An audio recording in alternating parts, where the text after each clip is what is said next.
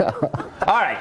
It's a reboot without Robin. NBC has announced it's reviving lifestyles of the rich and famous. Nick Cannon, what a name, will take over as host, a job previously held by the super sexy Robin Leach in the 80s and 90s. NBC says the new version will feature fun profiles of new tech billionaires and also highlight their philanthropic efforts. In other words, it will be stupid and boring. Dan, hasn't Instagram, whatever that is, because I didn't write the question, Instagram, this thing that I don't know what it is, hasn't it made this show unnecessary? We've already seen what rich people do. We can see whenever we want. Do we need this show is what I'm asking. Answer the question. Has it made this show unnecessary? Or I'm going to make your face unnecessary. No, but I think they should rename that show, hey, look at all this cool stuff you can rob from my house if you come here with a gun. Like, I don't get this at all. Like, Lou, you live in a castle, right? It's a very small castle. But you don't want to show people your dungeons and things, do you? He does, actually. Yeah. See, what happens is things like the fact we've got dungeons gets out, and the next thing it's a question on television. And the answer to that would be probably not.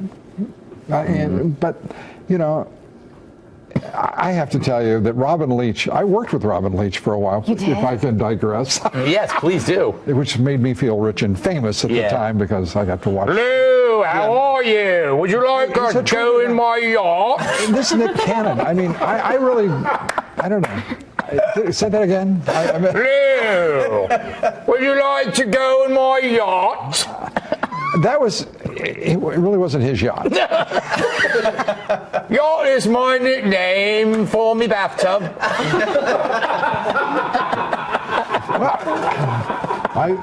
Robin, if you're watching, I just want you to know we're still pals.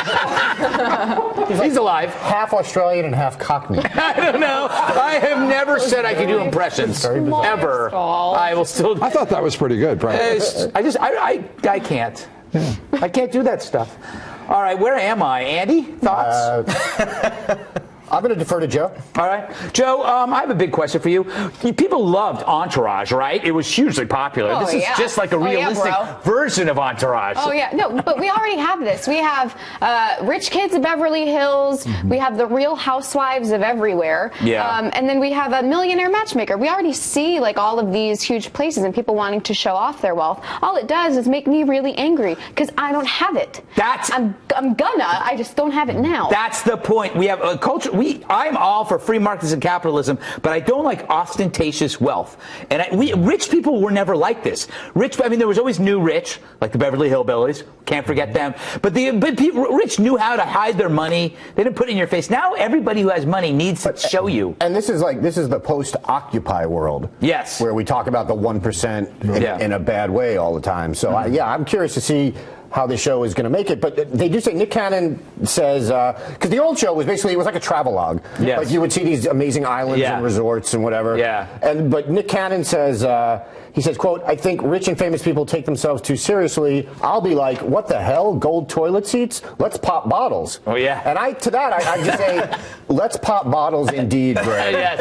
In the bathroom. I think he's breaking new ground, that Mr. Cannon. Yeah. Yes. So this one might be a little more snarky, for lack of a better he's come a long way since Drumline. He really has. A fine movie, though. I mean, Downhill. That was a good movie. If the government, though, were to sponsor broadcasts like that, a show, a series, the rich and the famous, places they live, the redistributions thing would get you to sort of like the unknown and aspiring destitute. Exactly. And I think probably it'd be big by the appellation of the Obama administration.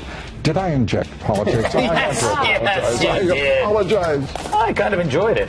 All right, we're going to take a break. Up next, something